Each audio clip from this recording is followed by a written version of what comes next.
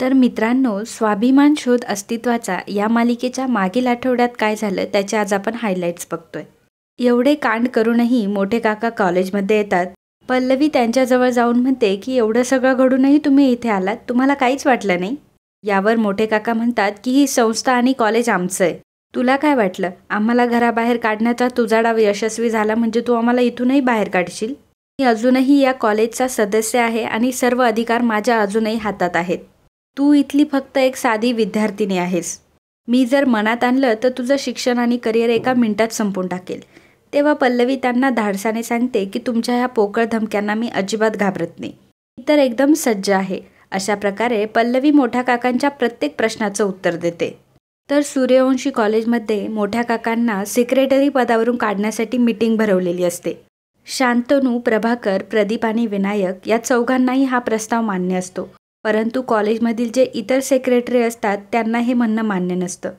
त्यांचं म्हणणं असतं की कोणत्याही कमिटी मेंबरला जर कमिटीतून बाहेर काढायचं असेल तर त्यांची काहीतरी पर्सनल कारणं असतील आणि त्याचे काय कारणं आहेत हे आम्हाला कळायला हवं.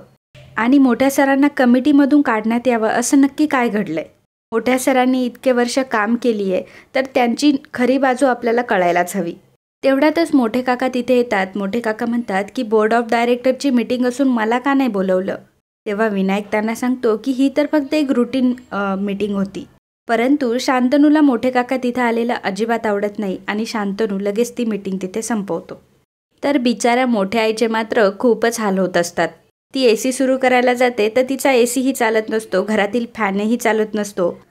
तर मोठे काका विनायकला पर्सनली भेटलेले असतात. विनायकला ते कॉलेजबद्दल विचारत असतात. परंतु मोठ्या काकांना कमिटीमधून बाहेर काढण्यासाठी मीटिंग भरवली गेलेली असते याची विनायक त्यांना भनकही लागू देत नाही. आणि मोठ्या काकांबद्दल त्याला किती काळजी आहे, त्यांच्याबद्दल किती सहानुभूती आहे हे तो त्यांना दाखवत असतो. तो म्हणत असतो की मी तुम्हाला प्रॉमिस करतो की लवकरात लवकर तुम्हाला एखाद्या चांगल्या ठिकाणी मी पोचवतो. मी अजिबात काळजी करू नका, मी सगळी सेटिंग करतो. परंतु मोठ्या काकांचा राग असतो हा प्रदीपवर. ते म्हणतात की ज्यांनी विश्वासघात केलाय त्यांचा हिशोब चुकता करायचा आहे. तर मोठे काका प्रदीपच्या केबिनमध्ये येऊन ते म्हणतात की तुझी लायकी नसताना सुद्धा तुला संचालक बनवलं, तुला कॉलेजमध्ये इतका मान दिला आणि तू सगळे उपकार विसरलास.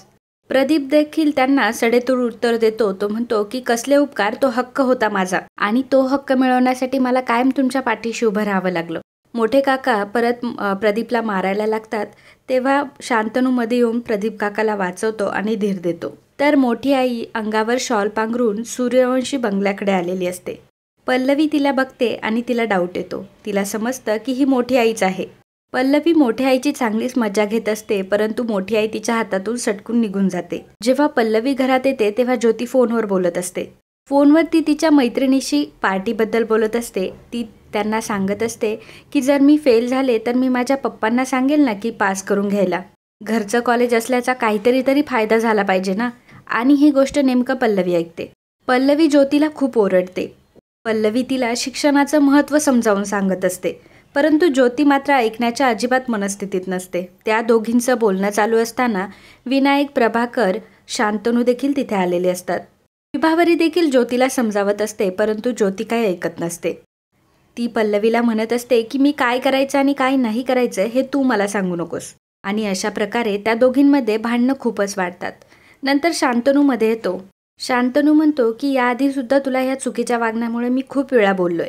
ज्योतीला पल्लवीला सॉरी म्हणायला सांगतो. विभावरी देखील ज्योतीला खूप ओरडत असते, परंतु ज्योती काय ऐकायचं नाव घेत नाही. ज्योतीला खरं तर तिची चूकच मान्य नसते. विभावरी देखील ज्योतीला म्हणते की आत्ताच्या आत्ता तू सॉरी म्हण पल्लवीला. परंतु ज्योती तिला काही सॉरी म्हणत नाही. उलट पल्लवीलाच सुनावून ती तिथून रागाने निघून जाते. प्रदीपने मोठ्या काकांबद्दलचे सगळे पुरावे शोधलेले असतात. त्यांचे सगळ्या ब्लॅक रेकॉर्डच्या फाईल्स त्यांनी मिळवलेल्या असतात. तर विनायक प्रदीपला म्हणतो की आपण आत्ताच्या आत्ता जाऊन त्या फाईल हातात घेऊ.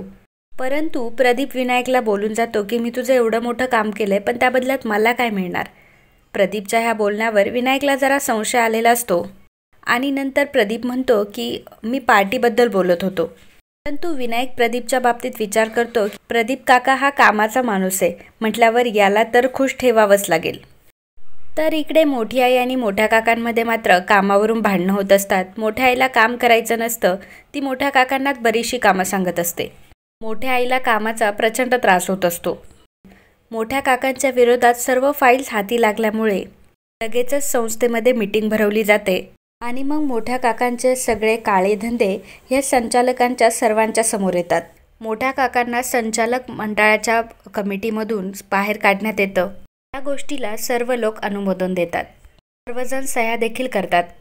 मोठ्या काकांना 1 कोटी भरपाई द्यावी लागेल, नाहीतर त्यांच्यावर कायदेशीर कारवाई होतील असं त्या नोटीसमध्ये लिहिलेलं असतं. आणि मोठ्या काकांना संचालक पदावरून बाहेर काढण्यासाठी विनायकचा सर्वात मोठा हात असतो. तर मोठ्या आईच्या घरी एक नवीन वॉशिंग मशीन आलेलं असतं. मोठी आई त्या खुशीमध्ये असते की तिचं काम आता वाचणार असतं. मोठी आई त्या मशीनची पूजा करायला जाते आणि तेवढ्यातच दारावर एक माणूस नोटीस घेऊन येतो. मोठे काका ती नोटीस वाचतात. त्यांना मोठा धक्काच बसतो. मोठ्या काकांना संचालक पदावरून काढून टाकलेलं असतं. जेव्हा मोठे काका मोठ्या आईला ही गोष्ट सांगतात, मोठ्या आईला सुद्धा मोठा धक्का बसतो. आता पैसे हातात राहणार नाही या भीतीने मोठे काका आणलेलं वॉशिंग मशीन परत रिटर्न घेऊन जायला सांगतात. मोठ्या आईला मात्र वॉशिंग मशीन परत रिटर्न जातंय याचं खूप दुःख होत असतं. तर रात्रीच्या वेळी पल्लवीला झोप येत नसते, पण ज्योतीचाच विचार करत असते. तिला ज्योतीच्या वागण्याची खूप काळजी वाटत असते. तर ज्योती मात्र सर्व झोपल्यानंतर पार्टीला जाण्याची तयारी करत असते. ती तिच्या बेडवर उशी ठेवून पार्टीला जात असते. नेमकं गीता तेव्हा तिला पकडते, परंतु ज्योती ही गीताचंही तोंड बंद करते आणि तिथून जाते. जेव्हा ज्योती हॉलमध्ये येते तेव्हा नेमकं पल्लवी तिला बघते. पल्लवी ज्योतीला जाबही विचारते की तू नक्की आता कुठे चालली आहेस. तेव्हा ज्योती सांगते की मी आता पार्टीला चालली आहे. तेवढ्यात गीताही येते. गीता पल्लवीला सांगते की मी हिला अडवण्याचा खूप प्रयत्न केला, पण हिने माझं काहीच ऐकलं नाही. पल्लवी तिला म्हणत असते की ज्योती अगं काय आहे हे, सगळे ओरडले तरीही तू पार्टीला जातीयस. परंतु ज्योती तिला उलट उत्तरं देत असते. ती म्हणते की हो मी जातीये, तू येतीयस का मला सोडवायला. पल्लवी मी काय कुकुलं बाळ नाही आहे मला असं समजवायला. विनायक मात्र हे सर्व ऐकत असतो. पल्लवी तिला म्हणत असते की ज्योती जर तुला जायचं होतं तर असं लपून छपून का जायचंस. परंतु ज्योती तिला उलट उत्तरं देत असते. ती म्हणते की तू मला शिकवू नकोस. तेवढ्यात विनायक येतो. विनायक देखील ज्योतीला पार्टीला जाऊ नको असं सांगत असतो, परंतु ज्योती त्याचंही ऐकत नसते. ती म्हणत असते की दादा प्लीज मला जाऊ दे, मी एवढं छान आवरलंय, मला जायचंय पार्टीला. परंतु मग विनायक तिला जरा रागाने समजावून सांगतो की मी तुला आज जा म्हटलं तर जा. ज्योतीला नाईलाजाने त्याचं ऐकावं लागतं. ज्योती त्याला म्हणते की ब्रो प्लीज कोणाला सांगू नकोस, आणि जाताना मात्र पल्लवीकडे खूप रागाने बघत असते. इकडे मोठी आई आणि मोठे काका विनायकच्या फोनची वाट बघत असतात, परंतु विनायकने काय त्यांना फोन केलेला नसतो. विनायकचा इकडे दुसराच प्लॅन सुरू असतो. विनायक आदिती मॅम जवळ जातो. सिस्टर देखील झोपलेले असतात. त्याच्याकडे खूप चांगला मौका असतो. सिस्टरला झोपलेलं बघून विनायक लगेच आदिती मॅम जवळ जातो. आदिती मॅमच्या सलाईनमध्ये तो पॉयझन मिक्स करणार असतो आणि तेवढ्यातच त्याला मोठ्या काकांचा फोन येतो. फोनचा आवाज झाल्यामुळे सिस्टर देखील जागी होते. विनायक गडबडतो आणि इंजेक्शन लपून ठेवतो आणि नंतर सिस्टर जागी झाल्यामुळे विनायकला काहीच करता येत नाही आणि तो तिथून निघून जातो. मोठ्या काकांचा फोन येत असल्यामुळे विनायक डायरेक्टली मोठ्या काका आणि मोठ्या आईंकडे जातो. गेल्यावर तो मोठ्या काकांना सांगतो की आज आदिती मॅमचा मी जीव घेणारच होतो, पण तुम्ही मध्येच मला फोन केला. मोठे काका विनायकला विचारतात तू आज मीटिंगमध्ये होतास आणि तू काहीच बोलला नाही, तू कशा काय सह्या केल्या पेपर्सवर. त्यावरती विनायक म्हणतो बाबा हो मी तिथेच होतो, मी तुमच्या बाजूने खूप वेळ लढलो, पण जे रक्ताचे आहेत तेच तुमचे आता वैरी झालेत. अशा प्रकारे तो मोठ्या काकांना भडकवत असतो. तो सांगत असतो की प्रदीप काकाने तुम्ही केलेल्या गैरव्यवहाराचे सगळे कागदपत्र समोर ठेवलेत, त्यामुळे मी काही करू शकणार नव्हतो आणि मला सही करावी लागली. अशा प्रकारे मोठ्या आईला आणि मोठ्या काकांना विनायक त्याची बाजू समजावून सांगत असतो. तर दुसऱ्या दिवशी मात्र पल्लवीला, शांतनूला आणि घरातल्या सर्वांनाच फोन येत असतात. मोठ्या काकांनी जे काही फ्रॉड्स केले ते सर्व बाहेर समजलेले असतात. त्या काकांनी भ्रष्टाचार केलाय ही बातमी लीक झालेली असते, त्यामुळे घरातले सर्वजण खूप टेन्शनमध्ये असतात. थोड्याच वेळात सूर्यवंशी घरासमोर मोठा मोर्चा आलेला असतो. बंद करा, बंद करा, सूर्यवंशी कॉलेज बंद करा असे सर्व लोक घोषणा देत असतात. लोक प्रचंड चिडलेली असतात, त्यामुळे घरातले सर्वजण बाहेर येतात. लोक म्हणत असतात की तुम्ही संस्थेचा फ्रॉड केला, विद्यार्थ्याच्या पैशांवर तुम्ही बिल्डिंगी बांधल्यात, तुम्हाला अजिबात लाज वाटत नाही का. लोक म्हणत असतात की पुरुषोत्तम सूर्यवंशी हे तुमचे काका आहेत आणि त्यांनी काय काय उद्योग केलेत हे अख्ख्या जगाला कळलंय. हे शांतनू सूर्यवंशी आणि विनायक सूर्यवंशी ही पुढची पिढी आहे, त्यामुळे हे सर्व एकमेकांना सामील आहेत. सगळे लोक लाचखोर आहेत. मात्र शांतनूला आणि घरातल्या कोणालाच लोक बोलण्याची संधीही देत नाही. शांतनू त्यांना समजावून सांगत असतो, परंतु लोक त्याचं काहीही ऐकत नाही. एवढ्यातच थोड्या वेळात तिथे मीडिया येते. मीडिया देखील शांतनूला खूप प्रश्न करते. मीडिया शांतनूला विचारत असते, हे सर्व प्रकरण बघून तुम्ही राजीनामा देणार का? तुम्ही संचालक मंडळ बरखास्त करणार का? लोक म्हणतात की यांच्या तोंडाला तर काळं फासलं पाहिजे, यांना मारा हाना, पण यांना सोडू नका. घरातले सर्वजण खूपच टेन्शनमध्ये असतात. लोकांमधला एक माणूस त्याची चप्पल काढतो आणि शांतनूकडे फेकतो. तेव्हा मात्र सर्वांना खूप भीती वाटते. लोक तर फक्त एकच म्हणत असतात की आम्ही ही संस्था बंद पाडू. तर एक माणूस म्हणत असतो की काकांच्या मर्जीमध्ये राहण्यासाठी तुम्ही स्वतःच्या आईला देखील घराबाहेर काढलं, हे काय माहीत नाही का आम्हाला? आता मात्र शांतनूला खूप मोठा धक्का बसतो. शांतनूला काय बोलावं हेही कळत नसतं. तो पूर्णपणे गळून पडलेला असतो. मीडियाच्या प्रश्नांना शांतनूला सामोरंही जावंसं वाटत नाही. नंतर घरामध्ये प्रचंड भीतीचं वातावरण झालेलं असतं. सर्वजण टेन्शनमध्ये असतात. सर्वजण विचार करत असतात की ही बातमी लीक कशी काय झाली. तर मोठ्या काका आणि मोठ्या आईंना सुद्धा हे प्रकरण समजलेलं असतं. त्यामुळे मोठे काका सुद्धा टेन्शनमध्ये असतात. या श्रीमंत लोकांच्या मुलांचे मोठ्या काकांनी ॲडमिशन करून दिलेले असतात. पैसे घेऊन त्यांचे मार्क्स वाढवलेले असतात. त्या सर्वांच्या वडिलांचे फोन येत असतात. सर्वजण मोठ्या काकांना जाब विचारत असतात. मोठे काका सगळ्या बाजूंनी फसलेले असतात. मोठी आई देखील विचार करत असते की हा सगळा बोभाटा बाहेर झालाच कसा काय. शांतनू खूप टेन्शनमध्ये असल्यामुळे पल्लवी त्याला समजावण्याचा प्रयत्न करत असते, परंतु शांतनू तरीही टेन्शनमध्येच असतो. दुसऱ्या दिवशी जेव्हा सर्वजण कॉलेजमध्ये जातात तेव्हा मीडिया त्यांच्यासमोर जमा होते. मीडियाने शांतनूला विनायकला घेरलेलं असतं आणि प्रश्नांचा वर्षाव सुरू केलेला असतो. शांतनू मात्र काहीही बोलत नाही. विनायक मीडियाला सांगतो की तुमच्या सर्व प्रश्नांची उत्तर आम्ही देणार आहोत. आणि मग विनायक त्यांची सोय ऑडिटोरियममध्ये करतो. सर्व मीडिया ऑडिटोरियममध्ये जमा होते. मीडिया एक एक प्रश्न विचारत असते, परंतु घरातल्या कोणालाही व्यवस्थित उत्तरं देता येत नसतात. मोठी आई सुद्धा शॉल पांघरून त्या ऑडिटोरियममध्ये आलेली असते. तुमच्या संस्थेतल्या काही लोकांनी एवढा सगळा घोटाळा केला आणि तुम्ही त्यांचीच साथ देताय. शांतनू म्हणत असतो की नाही, हे सर्व खोटं आहे, परंतु त्यांच्याकडे कुठलाही ठोस पुरावा नसतो. या म्हणत असते की तुमची अजून पैशांची हाव सुटलेली नाहीये.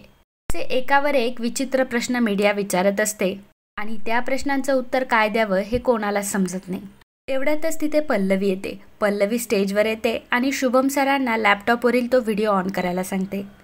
व्हिडिओमध्ये मुलांची मुलाखत घेतलेली असते, परंतु कोणताही मुलगा सूर्यवंशी कॉलेजच्या विरोधात बोलत नाही. त्यांना सूर्यवंशी कॉलेजमध्ये राहायचं असतं. मुलांची कॉलेजला पूर्ण पाठिंबा असतो.